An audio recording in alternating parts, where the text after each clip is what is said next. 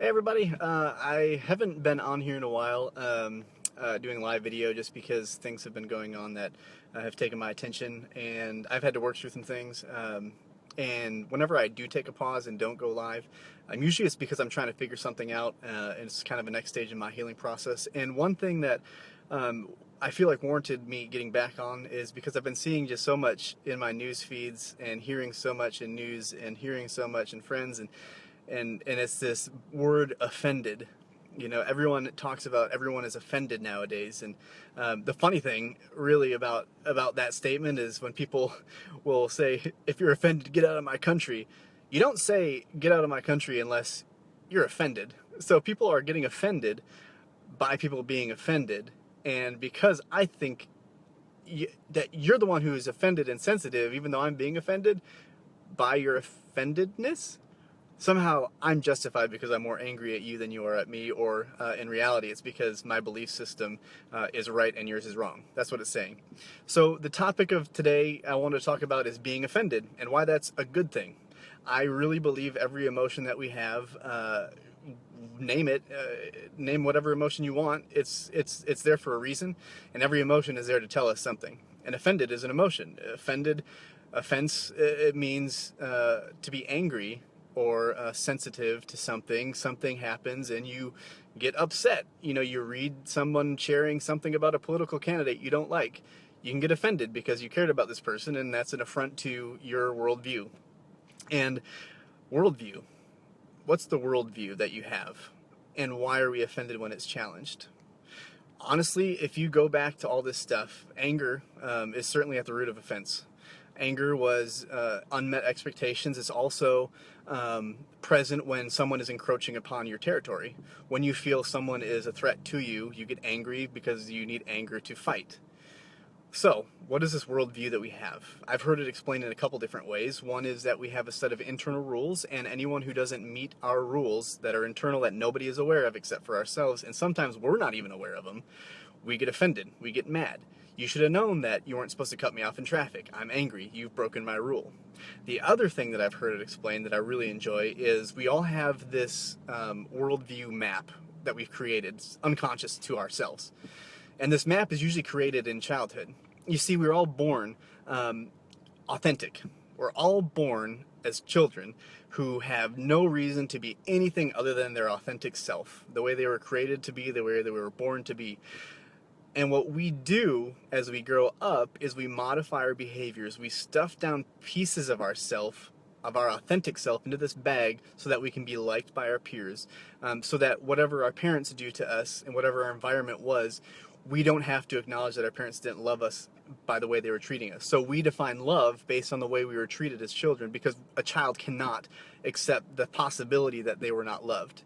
So when we get older, based on the way we were treated, whether that meant mom and dad isolated us, we view isolation as a form of love. So we ended up isolating in our own relationships. If parents were abusive, to be beat had to be a way to show love. So we're aggressive and we rage against other people because that to us was a definition of love. So we have this worldview, and it goes on through middle school, through high school, all the way through, 25-year-olds are still suppressing certain parts of who they really are. And once we become conscious of that, we spend the rest of our lives trying to dig out those pieces of who we are. But where does offense come into this? When I am offended, and I do get offended, but I'm aware of what it means. And to me, what I believe when we are offended, what it is actually doing is it is actually an emotion that is pulling our heads to look down at our map and figure out why we're offended. So, I'm just trying to think of an example. Let's say I've seen the national anthem issue. Football players sitting, football players kneeling, the protest.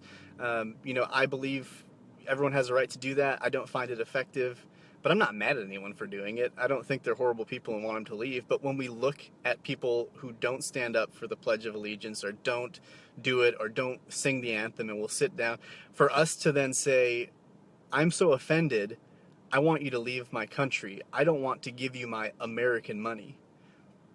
Doesn't sound like freedom. That sounds horrible. But it's because you're offended. And when you're offended, you need to look down at your map and figure out, why am I so offended? because emotions are always there to help you make a change, to alert you. Your unconscious mind is trying to alert you to something that you need to adjust. You're not allowing someone to speak into your life to challenge what you believe because you're fighting so aggressively. And there can be no growth. And people will say, you know, "Oh, it's not that I'm offended, it's just that I want things to be the way they were when I was a kid." The way they were when I was a kid.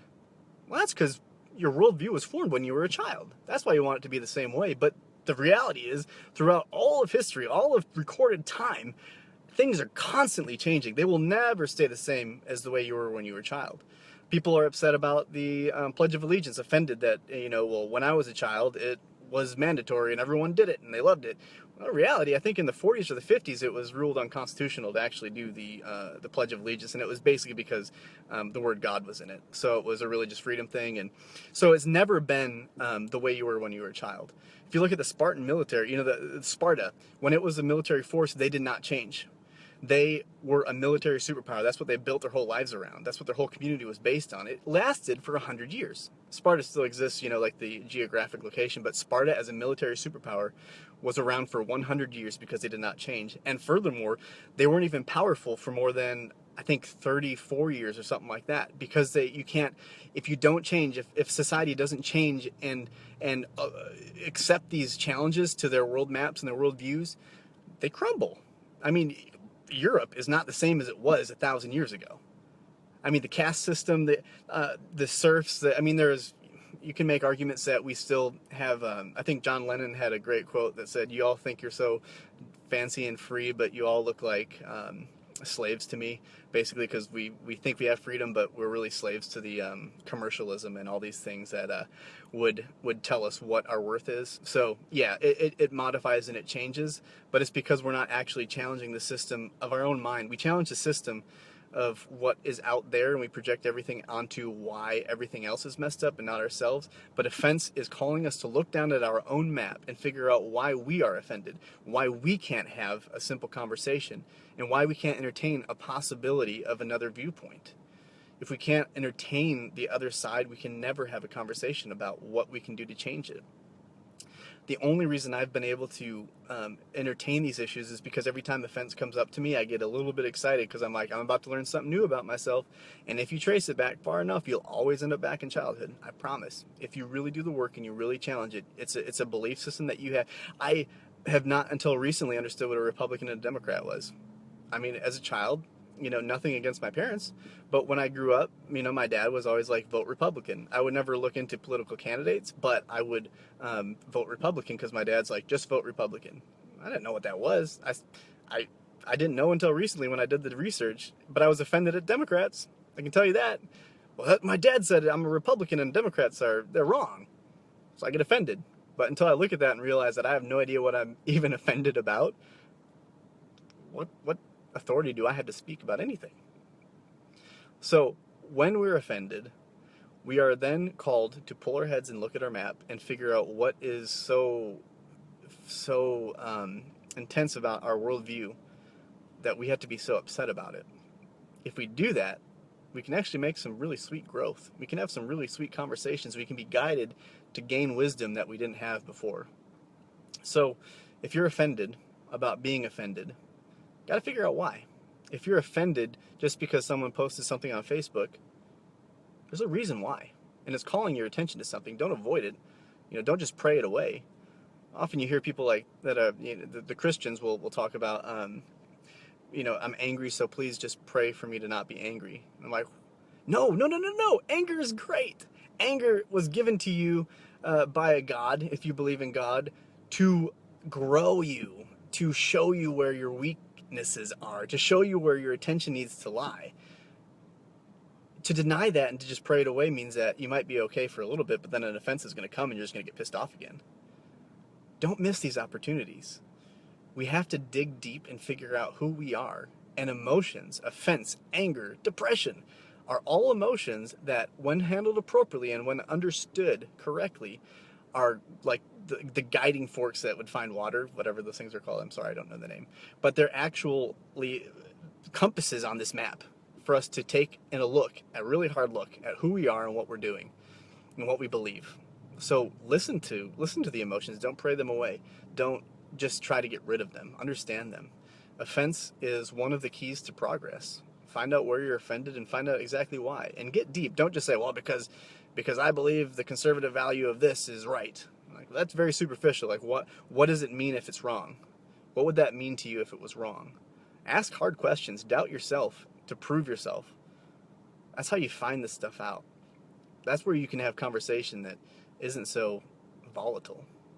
And when we have conversations that aren't volatile, we can actually have a conversation of benefit and disagree with each other and see how we can compromise and move forward.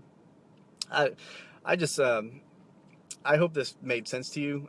I just really needed to get on here and share a little bit of an opinion because um, I've been having a lot of feelings about this offense thing that I just have had to work through, and really think it's an important. I mean, I could probably do a lot more videos on it because it's such a big issue now, um, and I think maybe I will talk more about it. So hopefully this was beneficial to you, and I wish you all the best of luck, and I hope you can do the inner work. And if you have questions, please just reach out and ask.